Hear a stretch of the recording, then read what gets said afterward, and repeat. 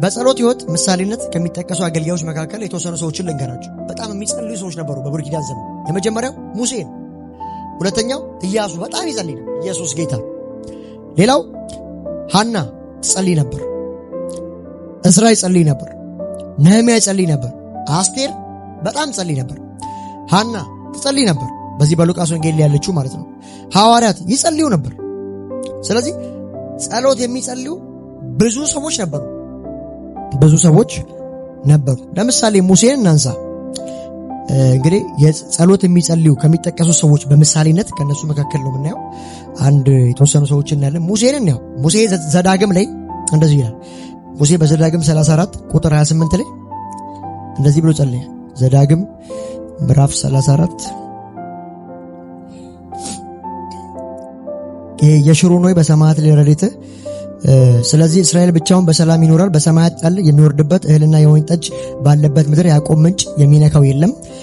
እስራኤል ሆይ አንተ ብሩክ ነህ። እግዚአብሔር ያዳነው ሕዝብ እንዳንተ ያለ ማን አለ? እርሱ ጋሻና ረዳት የክብርም ሰይፍ ነው። ጠላቶችን በፍርሃት ከፊት ያረግፋሉ። አንተም ማምለኪያዬ ኮረብታዬን መረማመጃዬ ታደርጋለህ እያለ ወደ እግዚአብሔር ይጸልያል።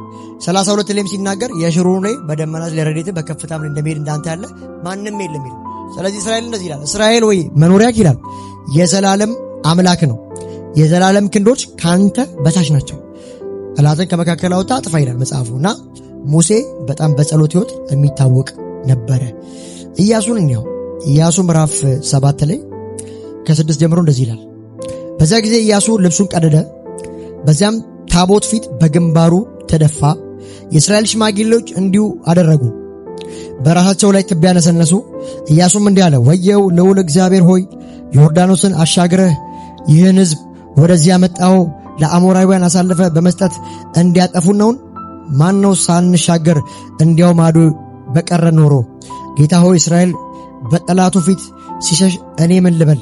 ከናናውያንና ሌሎች ከምድሪቱ ነዋሪዎች ሁሉ ይህን ሲሰሙ ይከቡናል፣ ስማችንንም ከምድረ ገጽ ያጠፉታል። እንዲህም ስለ ታላቁ ስም ስትል የምታደርገው ምንድን ነው? እየጸለየ ነው። ቁጥር 10 እግዚአብሔር ኢያሱን እንዲህ አለው፣ ተነስ፣ ለምን በግንባር ተደፋህ? እስራኤል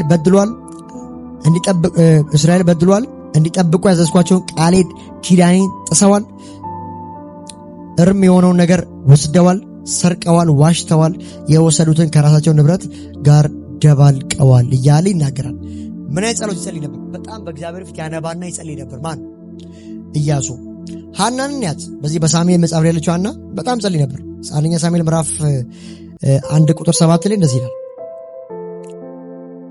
ይህም በየዓመቱ ይደጋገም ነበር። ሐና ወደ እግዚአብሔር ቤት በምትሄድበት ጊዜ ሁሉ እስክታለቅስና መብላት እስኪሳናት ድረስ አዎንቷ ታበሳጫት ነበረ። ባሏ እልቃናም እርሷን ሐና ሆይ ለምን ታለቅሻለሽ? ለምንስ አትበይም? ልብሽስ ለምን ያዝናል? ከ10 ወንድ ልጆች እኔ አልበልጥብሽም ይላት ነበር። አንድ ጊዜ በሴሎ ሳሉ ከበሉና ከጠጡ በኋላ ሐና ተነስታ ቆመች።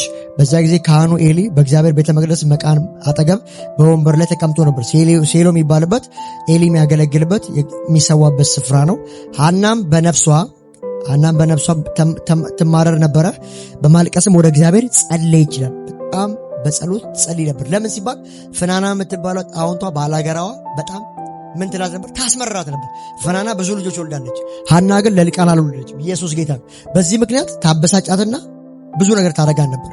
ግን እሷ ከመሰዋት አታቋርጥም ነበር። ሁሌ ሴሎ ትሄዳለች። በየጊዜው ምን ትል ነበር? ትጸልይ ነበር። ተግታ ትጸልይ ነበር።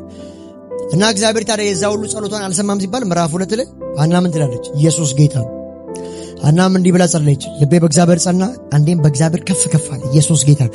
ከብዙ መገፋት ከብዙ ሪጀክሽን በኋላ ምን አለ ሲባል ምስጋና አለ፣ ክብር አለ። ኢየሱስ ጌታ ነው። ከዛ አፌ በጠላቶቼ ላይ ተከፈተ፣ በማዳን ደስ ይለኛል።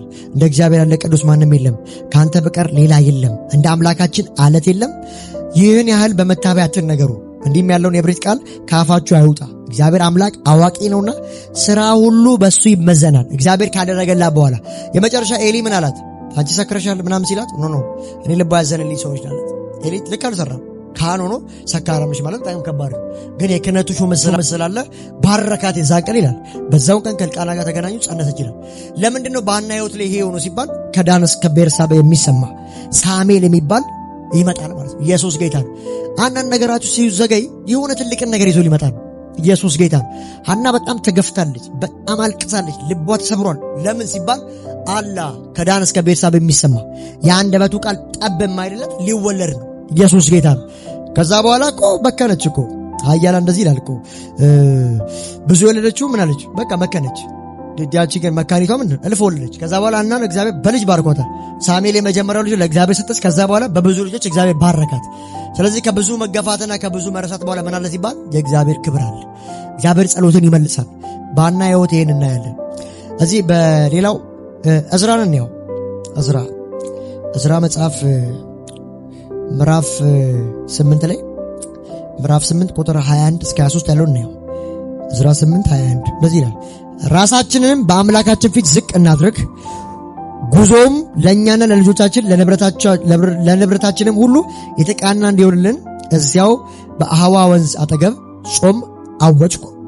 መልካሚቱ የአምላካችን እጅ በሚፈልጉት ሁሉ ላይ ናት፣ እርሱን በሚተውት ሁሉ ላይ ግን ቁጣው ተወርድባቸዋለች ብለን ለንጉሡ ነግረነው ስለነበረ በመንገድ ላይ ከጠላት የሚጠብቁ ወታደሮች ፈረሰኞችም እንዲሰለጥን ንጉሥም ለመጠየቅ አረፌ ነበር። ቁጥር 23 የመጨረሻው። ስለዚህ ጾምን፣ ወደ አምላካችንም ስለዚህ ነገር ልመናን አቀረብን፣ እርሱም ጸሎታችንን ሰማ። ኢየሱስ ጌታ ነው።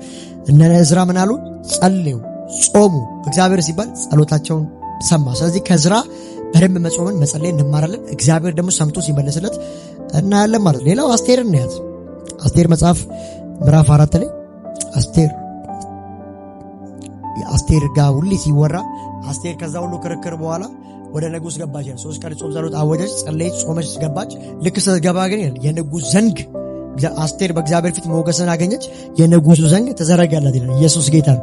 ልክ እንደዚሁ ከእግዚአብሔር ፌቨር ከእግዚአብሔር ሞገስ የተነሳ በኢየሱስም ዘንግ ይዘርጋላችሁ፣ እግዚአብሔር ከፊታችሁ ይቅደምላችሁ፣ ሞገስን ይስጣችሁ። አስቴር ጋር ስትመጡ ምዕራፍ 4 ከቁጥር 15 ጀምሮ እንደዚህ ይላል፣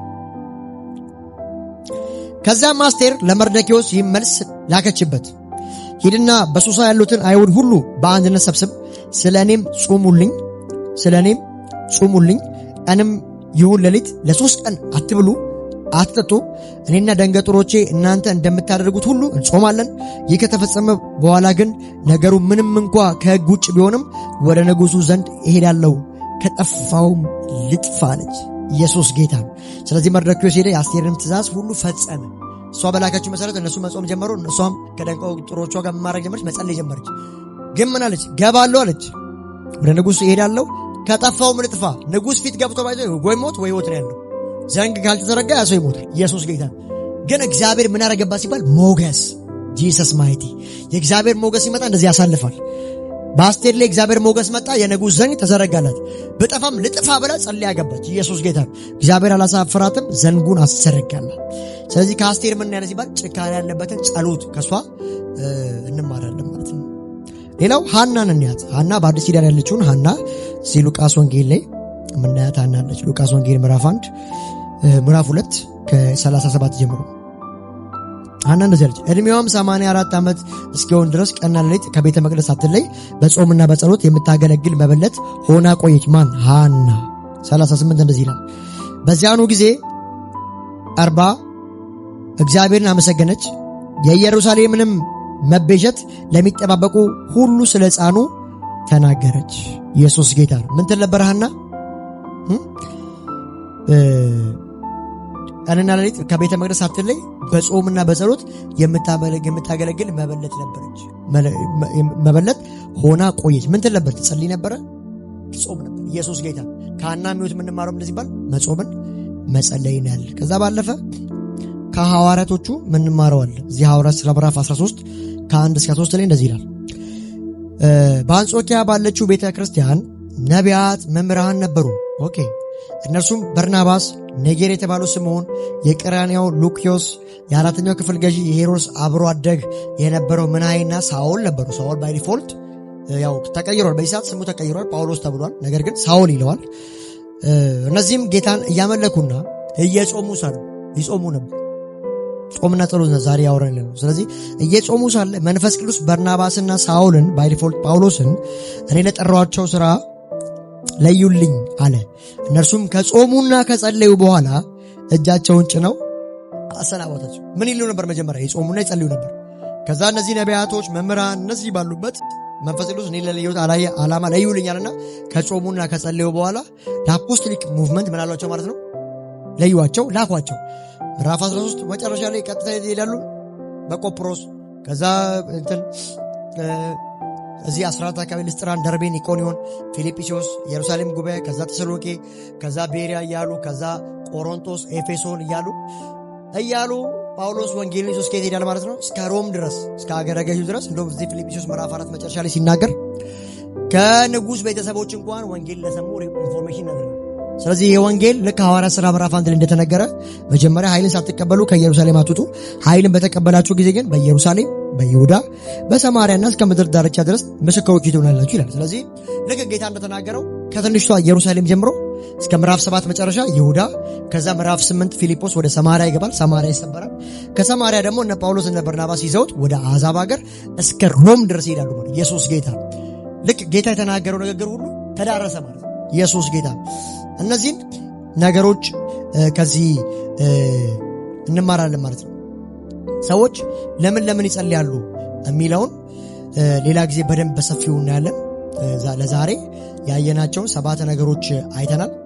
የመጀመሪያው ከኢየሱስ ክርስቶስ የጸሎት ተምሳሌነት ጠዋት ጎ ሳይቀድ መጀመሪያ ጸልዮ ወደ አገልግሎት እንደሚሄድ ሲገባ ደግሞ ከማረፉ በፊት እንደሚጸልይ አይተናል።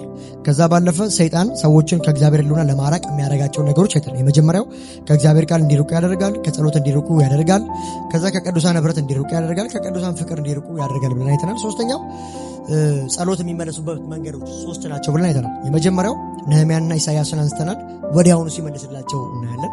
ሁለተኛው በቆይታ ዳዊትና የእስራኤል 70 ዓመት ምርኮ የተነገረበት ቆይቶ አልቆ ሲፈጸም እናያለን። አንዳንድ ጸሎቶች ደግሞ ማይሆኑ ናቸው። 2 ቆሮንቶስ ምዕራፍ 12 ላይ ጳውሎስ ከአንድ 3 የለመነ ግን ደግሞ በቃ ጸጋዬ ይበቃል ሲባል ታያላችሁ። አራተኛ የጸሎት ጥቅሞችን አይተናል። ከእግዚአብሔር ምሪትም ስለመቀበል፣ እግዚአብሔር ፍቃድ ስለማየት፣ የጠላትን ስራ ስለማፍረስ፣ ድልን ስለመቀናጀት፣ ከፈተና ስለማምለጥ፣ ከዛ ባለፈ ነው ከእግዚአብሔር ዘንድ ጸጋን ስለማግኘት አይተናል። አምስተኛ ፖይንት ያየነው አገልጋይ ወይ ደግሞ ምዕመን ሁሉ የእግዚአብሔር ልጆች የሚጸልዩ ከሆነ የማይጸልዩ ከሆነ የሚያጋጥማቸው ነገር ምሪት፣ ራእይ አልባ ይሆናሉ፣ ምሪት ያላቸው ይሆናሉ። ሁለተኛው እግዚአብሔርን አይታመኑትም። እግዚአብሔር ላይ አጉረምራሚ አይታመኑት። የሚታመኑት አቅማቸውን፣ ቁሳቸውን፣ ፋሚሊያቸው ይሆናል። ከዛ ባለፈ ሁልጊዜ አጉረምራሚዎች ይሆናሉ።